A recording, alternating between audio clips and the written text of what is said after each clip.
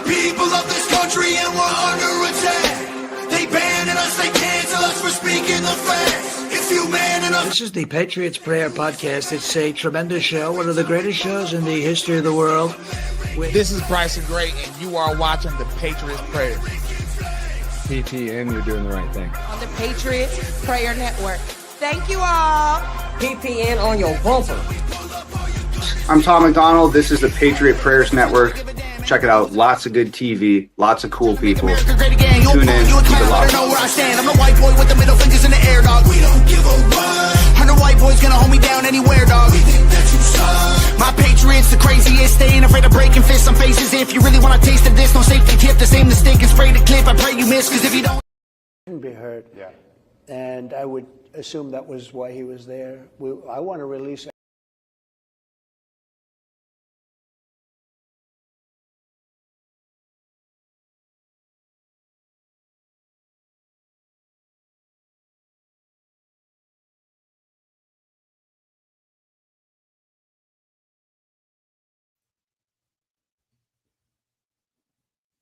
Can't hear you. So while he's getting that fixed, guys. Well, okay, I got it. There it is. Okay, whenever you popped it out, it didn't unmute your mic. Yeah, because we didn't come out of the intro correct. There you go. Okay, well, sorry guys about that little technical difficulties. Welcome back to No Kings on the Hill with Dr. Law, and tonight I've got Eddie Smith with me because my normal co-host is traveling for Christmas. So tonight we're going to get into why everyone is losing their minds over the new Epstein DOJ release today, but also what no one is explaining why this wasn't released last Friday. When the original document dump occurred last Friday, these allegations were not included because the DOJ was still investigating their veracity.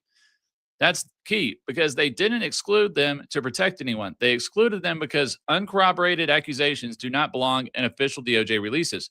Today's release doesn't mean they're true. It means the DOJ caved to the left's pressure campaign from Congress and released them with context and appropriate language indicating that they have not currently established them as factual.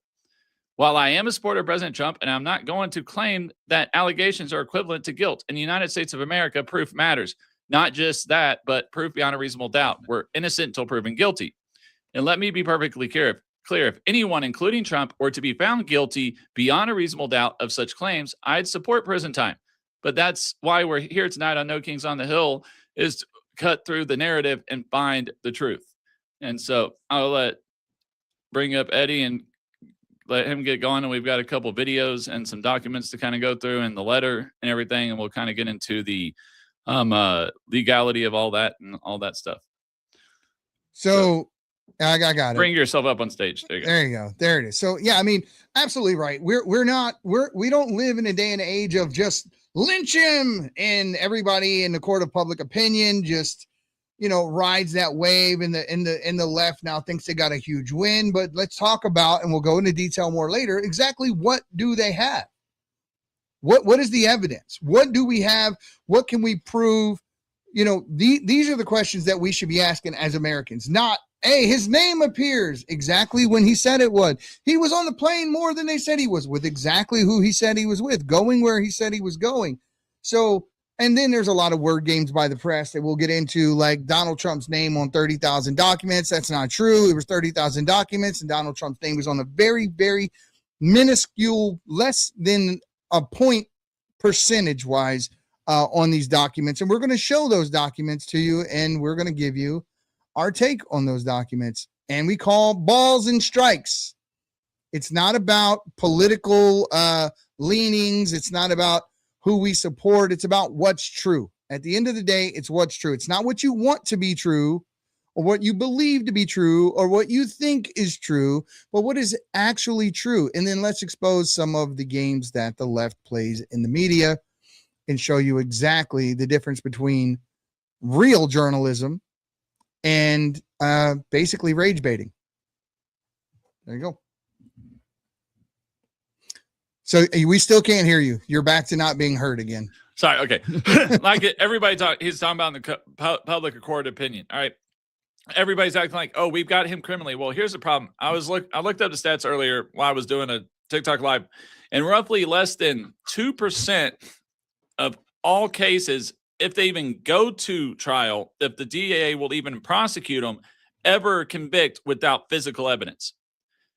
If you have physical evidence, it's still only 2 to 6% that actually come out in a trial conviction criminally, because even if you can prove physical evidence, then you still have to prove, was it consensual or not? Look at the case of E. Jean Carroll. They couldn't take it in a criminal court. All these leftists are out there calling him a rapist and all these other things, when in fact she contradicted herself on Anderson Cooper's show live less than 2 weeks after the court case closed, and there was no evidence, no witnesses, no DNA. She couldn't give a real accounting of the facts of what took place. We don't even know that Trump was in that room.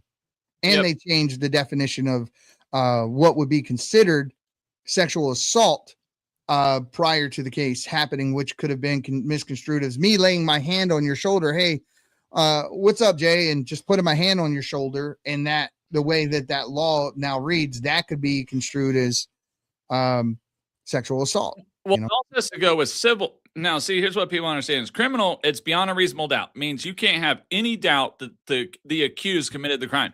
Civil, it's a coin flip.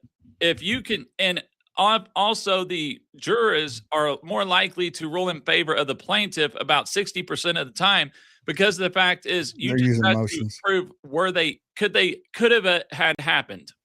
Could they possibly been guilty of it? Not are they, because it's money. It's not, you're not going to prison. You're not taking somebody's life away. You're just taking money from them.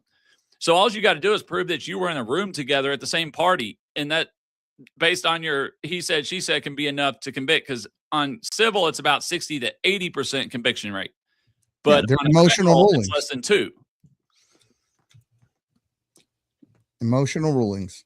All you got to do is convince the jury that you have some type of an emotional trauma, and all they basically have to do at that point is believe you. You don't have to prove anything. I mean, look at the case of O.J. Simpson. Found not guilty criminally, not liable of the deaths, but then he gets found guilty of causing the deaths in the civil court, and gets taken for all of his money for the remainder of his entire life.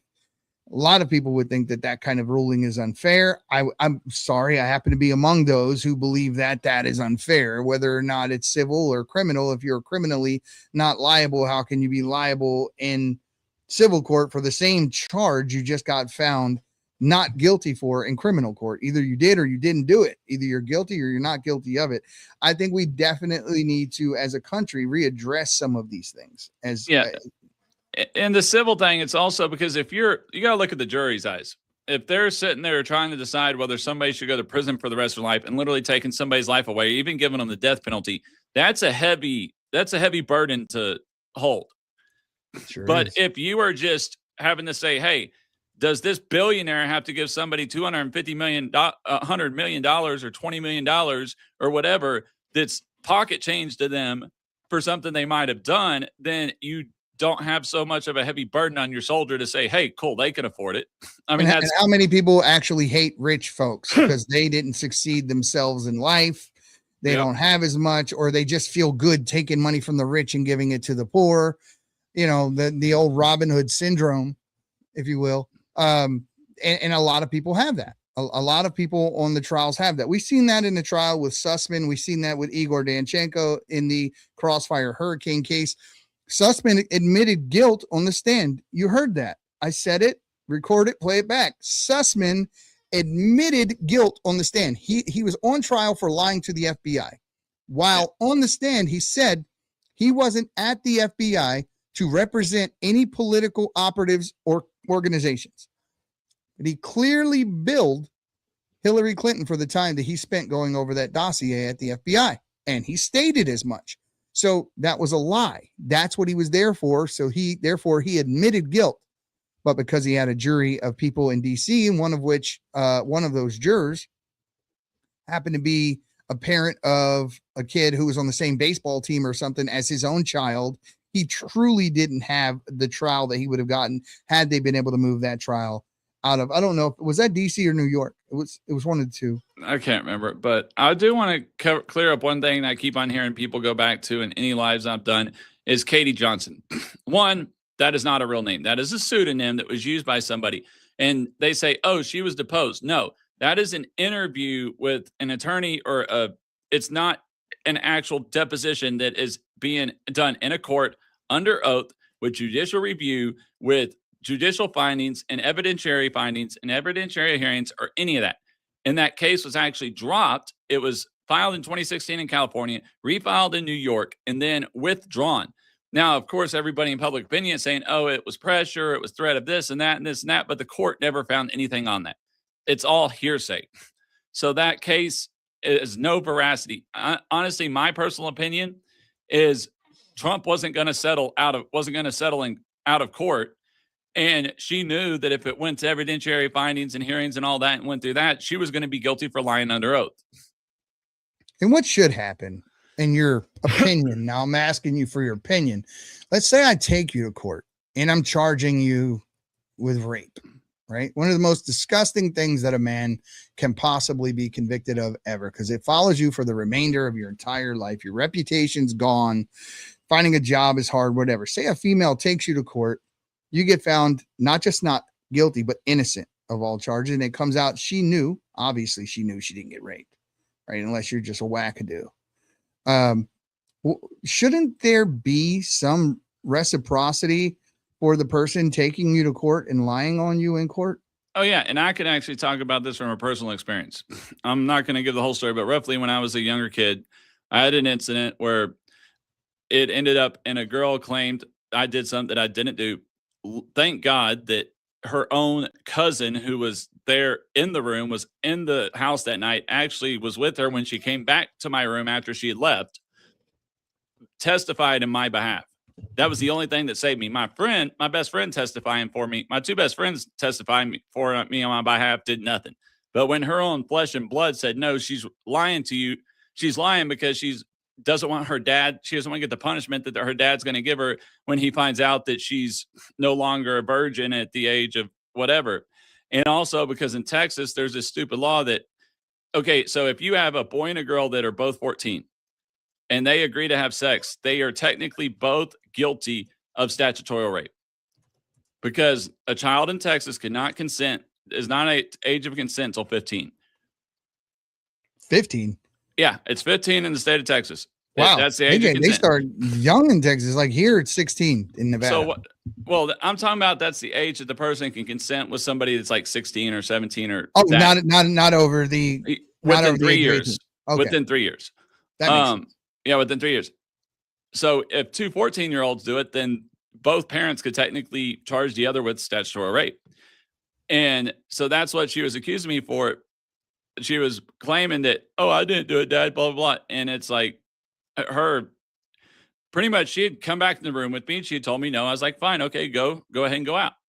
I'm going to sit down. This was back in the old days. I was burning a CD-ROM on Napster, burning the CD on Napster on dial-up. Do you realize that your head is cut off on YouTube? People are just watching your chest. Well, you might want to change the view. How do I change the view on that? I'll take care of it. Go ahead. Keep going. I'll take care of it. But pretty much I told her to go back out there with her. That's fine. I took no as an answer. I was sitting there just burning my Napster CDs and everything. And then Napster. Yep. This is back in 90s, early 97, something like that. And so I'm just sitting there on my computer, minding my own business, and her cousin comes back and goes with her and it goes, hey, she does want to do something. And I'm like, okay. And I looked at her, I'm like, are you sure? And she goes, yeah. I'm like, all right. I made sure I got it. Yes. She phrased it as in you do want to do something like that. Like, yeah. Like well, I asked, I was like, are you sure you want to do something? And she goes, yes. I'm like, okay. Who are you, Christian Grey? No, I was just very careful because I wanted to make sure I couldn't. But the thing is I was getting charged with statutory rape because there was a club. If anybody's from on here is from Dallas, Fort Worth, there used to be a teen club called Venice Beach. Right.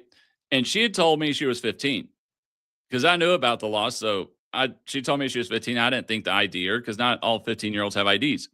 And she said she was 15. I'm going to take you down on YouTube and bring you back up because otherwise people are not going to see the video. All right. So we'll be right back up on YouTube, guys. Give us a second. Well, at least the one YouTube, I think.